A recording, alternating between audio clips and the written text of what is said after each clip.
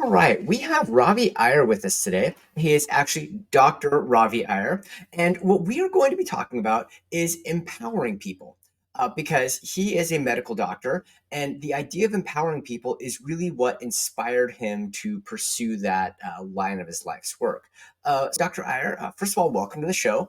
And second, introduce yourself a little bit. Tell us a little bit about your life journey toward empowerment. Doug, thank you for having me on the show. It's a pleasure to be here. I'm I'm Dr. Iyer.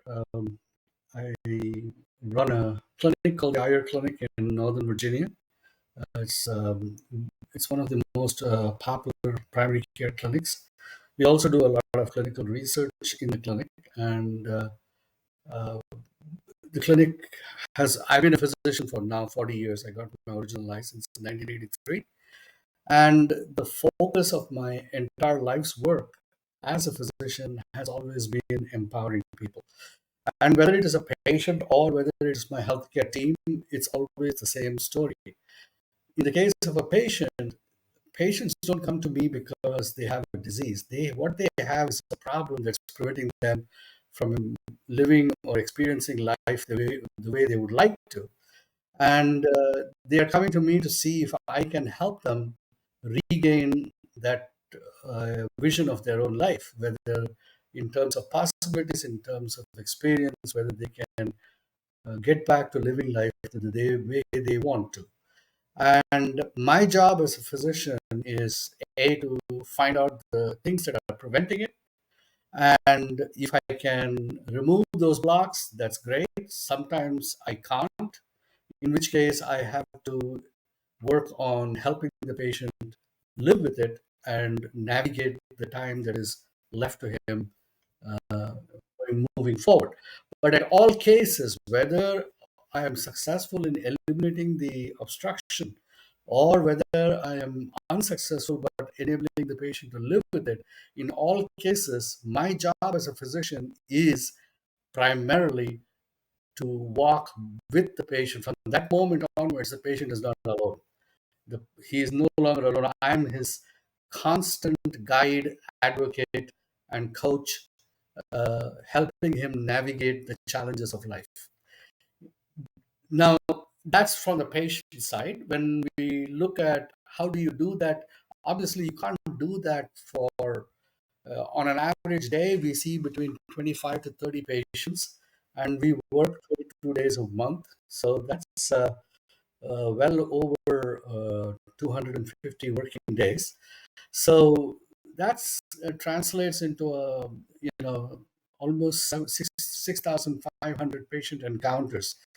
So you can't do 6,500 empowerment encounters unless you have a strong team, because it's all of it is not done by yourself, and the team cannot be just coming into your office for a paycheck. They have to buy into the empowerment ethos to speak.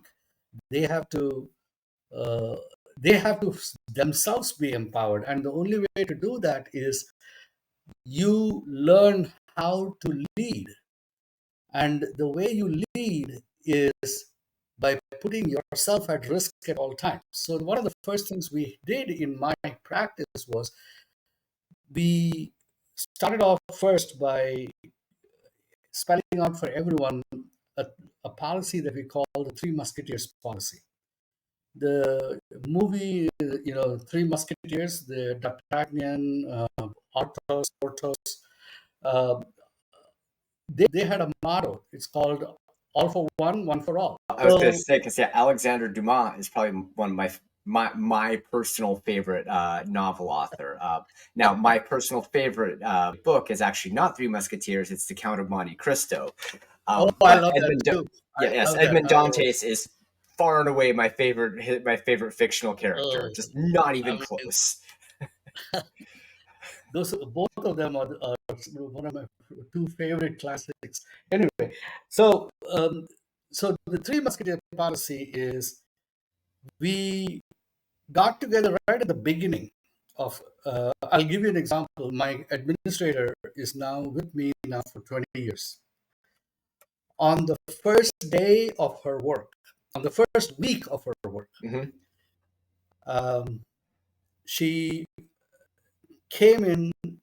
She's just been hired a week, and she came in and said, "I need, I need some help." Um, and I said, What do you need?" "I need, um, I need some money so that I can. Um, my car broke down unexpectedly, and I haven't yet gotten my salary since I just joined. I need some money to repair the car." So I said, "How much do you need?" And the garage says it's $500. So I cut her a check for 1,000, and I said, "But I asked only 500."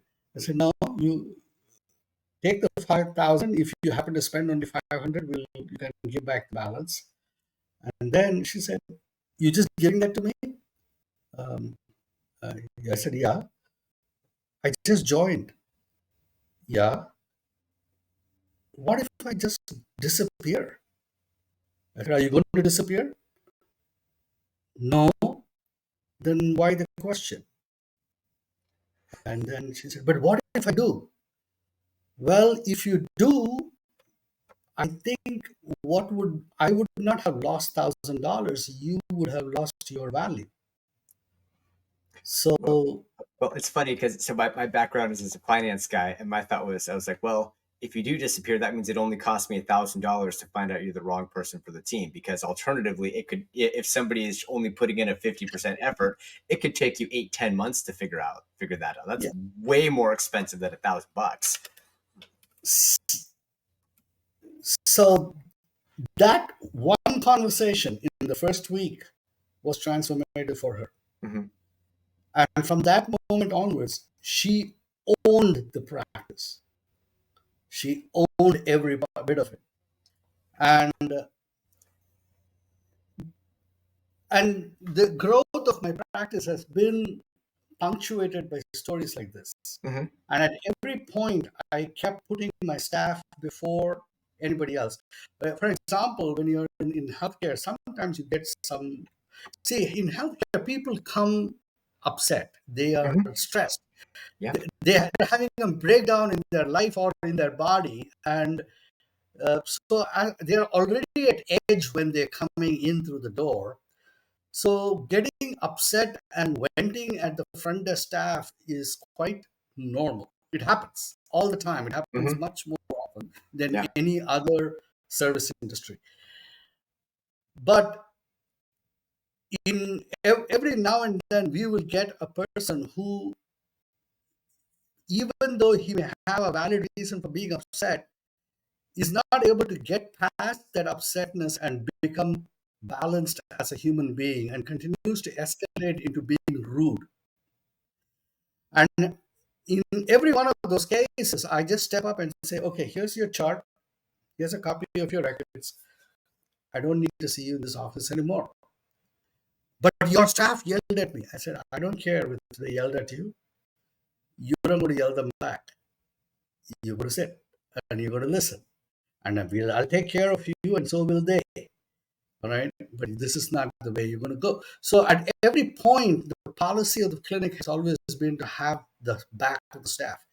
And when they have that confidence that they are always going to be protected and they are going to be allowed, we allow our staff to make the mistakes they want. And I, as their person, will carry the burden of fixing it and cleaning up, because very soon, once we started that policy, very soon mistakes were not being made. Um, and that, in essence, is my entire management style, whether it is with patients or with staff. Okay. All right. Excellent. Okay, well, so kind of walk me through. I mean, because I think this is it's a very emotionally mature model. How did you get to how did you get to this place? What was your path of discovery that got you from having just graduated medical school to kind of this this advanced view of kind of people ownership, engagement, etc. So The purpose of medicine is different for me than a lot of Hmm. people start medicine. The purpose of medicine is empowerment, and the rewards of medicine come from empowerment. And that philosophy of empowerment is the gift that I have was set in when I was just a teenager. When I Hmm. was a teenager, I found out that I was able to make people become calm around me. When you're a teenagers, everything is big drama. And I found that I could help my friends take the long view of things. And I discovered that that was a natural gift I had. And once I discovered that that was a natural gift, I decided that my life will be around that gift. Now, Hmm. one of the things I learned in life is that everyone has one gift that they are given. The gift is different for different people. And the purpose of life is to find out what your gift is. And then everyone has a whole bunch of talents that they are also given. For example, I'm very eloquent. I write powerfully. Hmm. All through my school years, I was known for very, very powerful, moving essays. So the ability to communicate was a natural talent that I cultivated. My mother taught me, and then it developed further from there. I have a very analytical and very quick mind. I have a razor sharp memory, near photographic memory. So these are all talents. They are not my gifts, and I bring these talents to the service of my gift, which is to empower and make people feel that they have space to take the long view. Hmm. The other thing that as I grew up and as I developed more and more, I started seeing that the way I dealt with the events in my life is not the same way that other people dealt with the events in their life. Hmm. I'm not saying that I'm somehow better, but I found that my way of dealing with it brought some inherent advantages that Mm. were not available to other people. And that is, for me, I saw very early on in my life that life happens as an event, Yep. and side by side with that event, there is a narrative, a story about it that's going on inside my head. Hmm. And I discovered something early on in my late teens, actually, and in my early 20s, that the, the experience of life is not the same as the narrative of life. Interesting. Unpack that a little bit. I'll unpack it. Right now, you're listening to me talk, but what you're actually listening to is a voice in your head that is telling you what I am telling you. So, what you're really listening to is your own interpretation of what I am saying. You're not listening to me, you're listening to what you are saying about what I'm saying.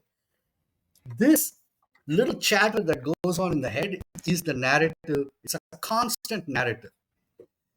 And when I was in my late teens, early 20s, I understood this distinction instinctively. And Hmm. later in life, I found out that there is a biological and evolutionary basis for that.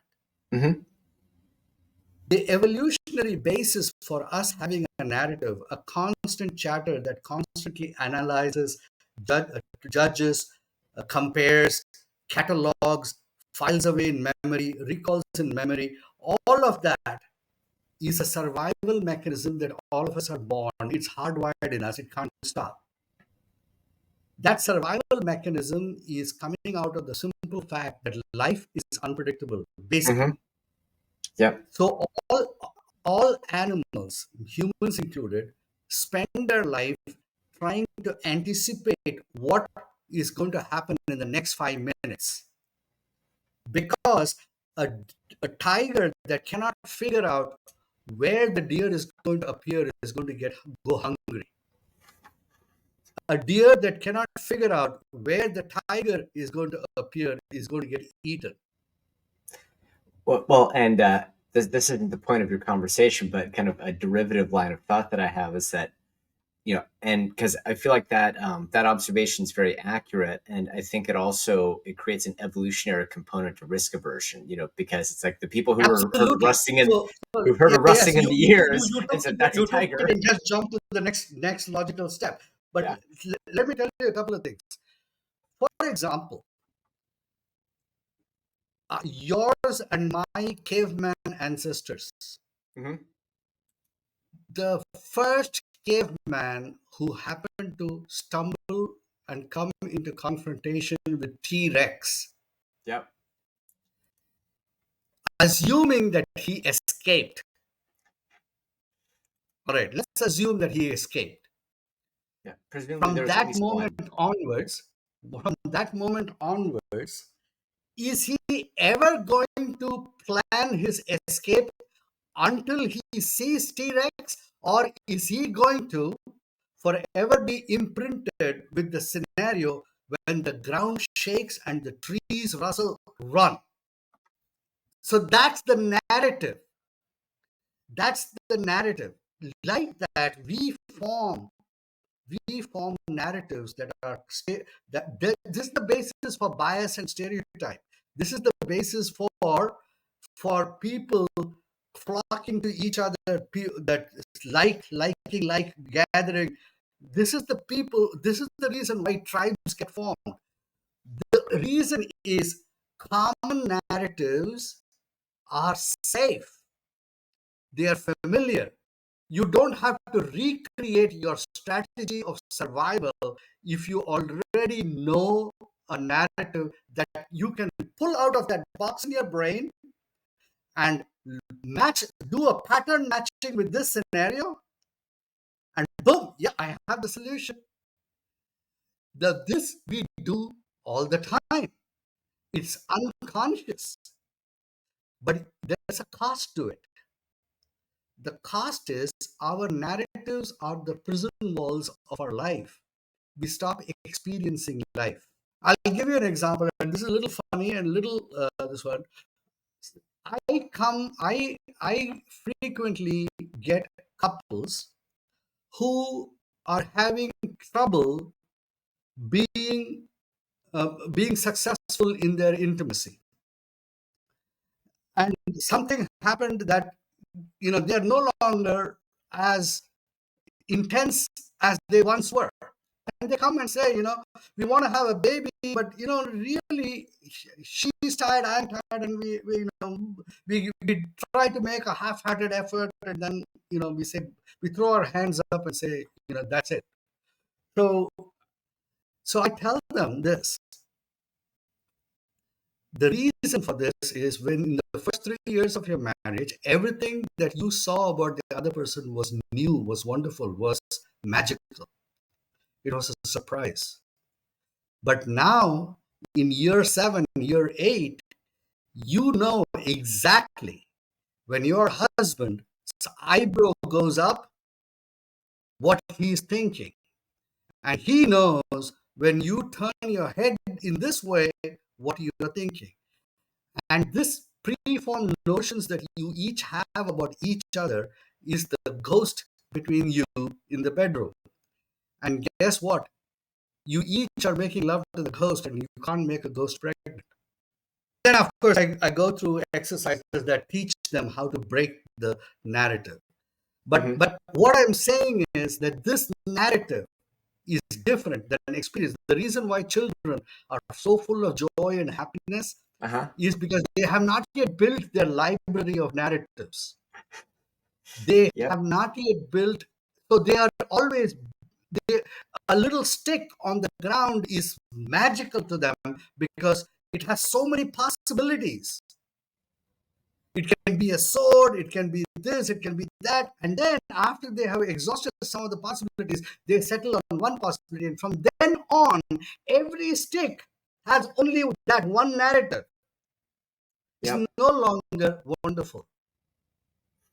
So it is the availability of possibilities that make life magical.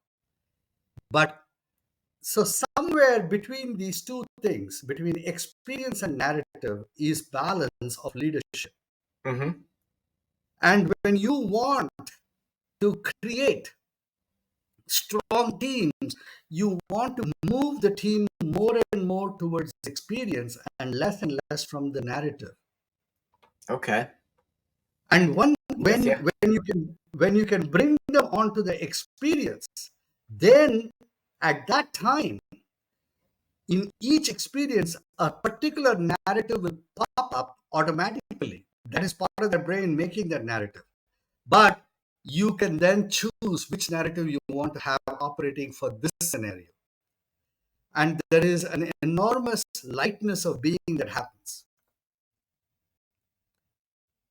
Okay, well, Over to you. let's unpack that just a little further because we're talking about choosing the narrative, and I've heard some people talk about it in terms of like rewriting the narrative or something similar.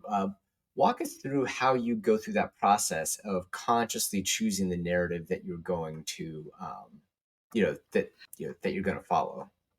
So once you decide that the purpose of the IR Clinic team is going to be empowerment, Mm-hmm. then the next automatic question is, who are you empowering? And the answer for that was, we decided that this is going to be an empowerment for everyone. Everyone, including ourselves, are going to get empowered by our actions every day. So these two fundamental statements are the narratives that we chose. It was not Okay. foisted upon us, we chose it. But once we chose it, we hold to this as a central grounding principle, and everything that life is throws at us, we match it against this grounding narrative, Mm-hmm. and then say, if this scenario doesn't fit, can I modify it? Can I, or do I have to reject it? Do I have to walk away? All right. Or what do I need to do to make this scenario fit my grounding narrative? And this grounding narrative has to include my team as well as the person who's the patient coming in. It cannot just be the patient only getting better and we destroying ourselves in the process. It cannot be. And then it becomes very easy to translate that. That means we have to get paid at the end of the day. That's part of it also. That means we have to be rewarded in terms of validated in terms of praise and bonuses. That's also part of it, and that means that the patient has to go home feeling that he got value out of the interaction also. That's Mm-hmm. also part of it. It means that when we get publications and publicity of our work, then everyone gets validated out there. Everyone gets an opportunity to be center stage. So in this process, we have one grounding narrative, and then every other scenario we choose narratives that reinforce only that one grounding narrative. So it's both Got it. a combination of fixed and Mhm. dynamic narratives. Okay, that makes sense. Fixed and dynamic narratives. Okay, so we've put a lot of ideas out. How do you pull them all together into kind of one, pardon the pun, but sort of one cohesive story or narrative? Every person who comes to the office is treated special, and that's all. I like that. He, and if that person is special for us, we have certain basic principles. We operate as if everyone we see is the very last patient who will ever walk in through the door. Hmm. So we never let ourselves become um, um, exhausted or overconfident. Outstanding. So those are what I call tools to maintain grounding with the narrative. Hmm. You can't just go and make a lofty statement like, "Oh, I'm going to empower everyone," but then how? What are the everyday things that you do?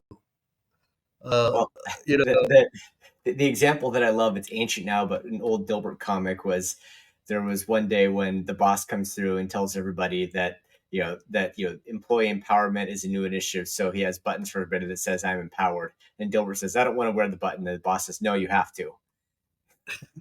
yeah, exactly. So it's not a formula.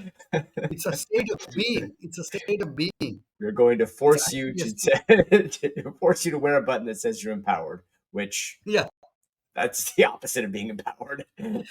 but a lot of companies do that. They will put a Oh, I know. I motto lived on through a 20 tag years of that. on a button, and then suddenly everyone is walking around with another piece of appendage Mhm. just hanging off their shirt label.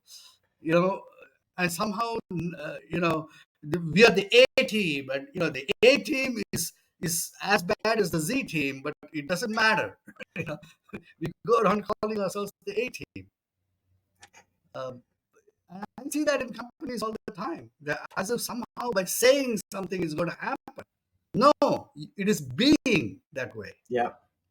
Okay. You know, you really have to be that way, and the only way you can be is if you yourself are doing it. The Mhm. leaders have to do it every day, which Yeah. means that when your staff, 1 week old staff walks in and says that she just totaled her car and needs $500 to, you pull out $1,000 check and give it to her without Well, expectation that she may be able to give it back. well, You need I, to have that yeah. much stand in your britches. You Yeah. need to have much depth in your gut to come up and make a statement that I'm going to live a life of empowerment. And if you don't have the depth in yourself to back your talk, then Mhm. it's just empty talk.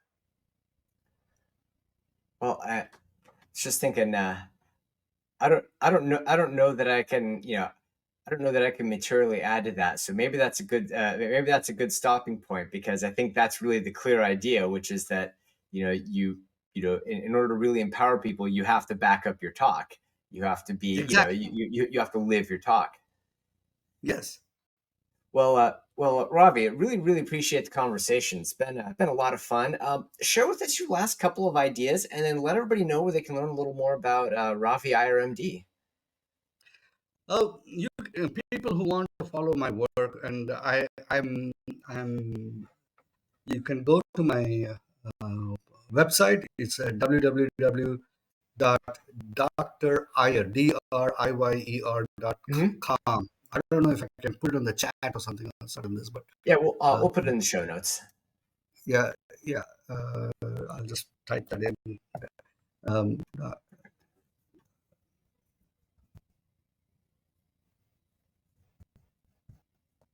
so yeah, so that that would be the best way to keep in touch. It Hmm. has all my Twitter feed, my LinkedIn to it, my Facebook, my YouTube channels.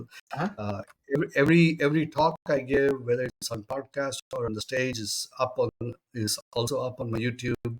I have a blog that people can follow. You can get in touch with my clinic if you're in my area and need to be seen.